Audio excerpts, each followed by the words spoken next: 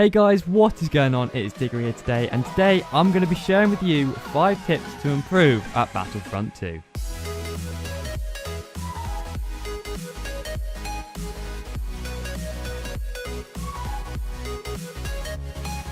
Okay, so tip number 1 is to use the roll.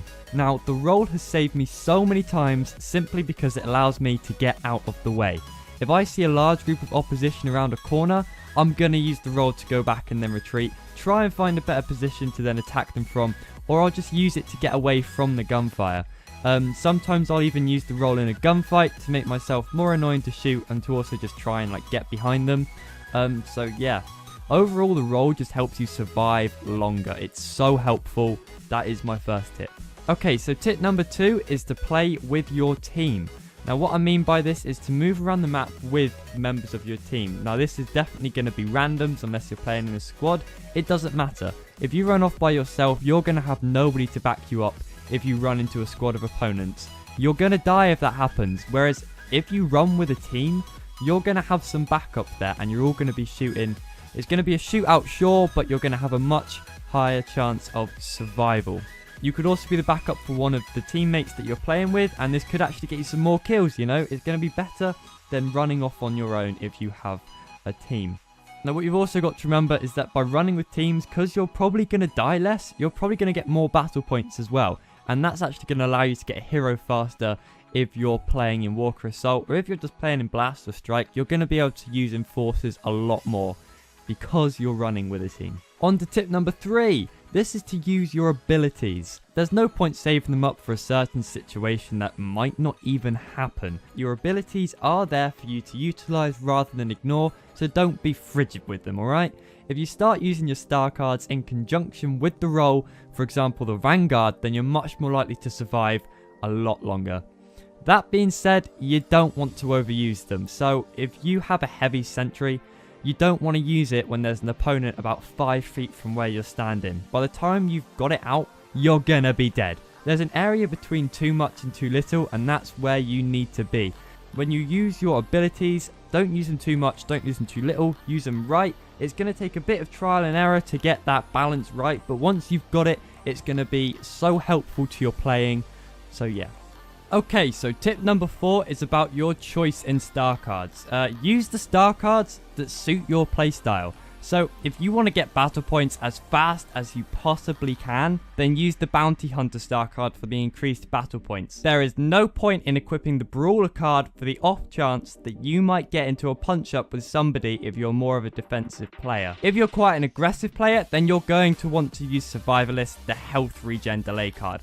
Basically, think about how you personally play the game and then choose your star cards accordingly. Okay, and the final tip, this is probably the most important tip that I can give to you, is to use the third person mode. Now, whilst the first person view is more immersive, it actually restricts your tactical advantage when you're playing the game. This is because when you're using third person, you can see more as you're going to have a wider field of vision. That means that you can see more around you and any possible enemies that you might not have seen if you're in first person mode.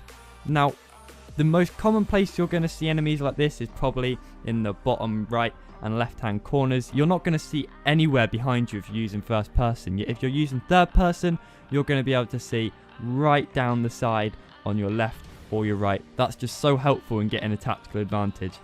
If you don't know how to get into third person mode, just hold down the down button on the D-pad. Done.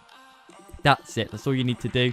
Also, by using third person mode, you can see if there are obstacles around you as well as opponents. So if you were to roll out of like a gunfight or something because you're convinced you're going to die, you're not going to roll into an obstacle, get stuck, and then get shot. When you use your emergency maneuvers, you're going to be good and you're going to be able to survive that bit longer and even possibly get the kill because you haven't just backed into something that you're stuck against, like a wall or something.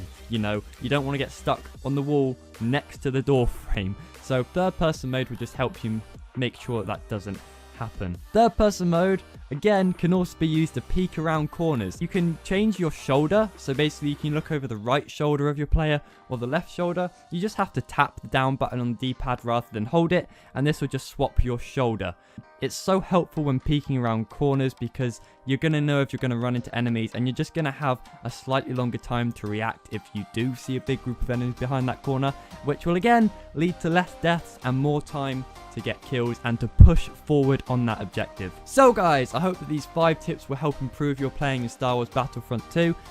One thing to point out is that unless you practice these, none of these tips are going to greatly help you when you're playing, as you need them to be second nature when you play the game. You don't want to have to be thinking about these tips whilst you're trying to get away from an opponent, because by the time you've thought of what to do, you're going to be dead. You really need to get them down. But anyway guys, thanks for watching. If you liked the video, please leave a like down below, and if you want to see more useful videos like this one, then please subscribe to my channel. But yeah guys, thanks for watching. This has been Diggory. I'll see you in the next one. Bye bye.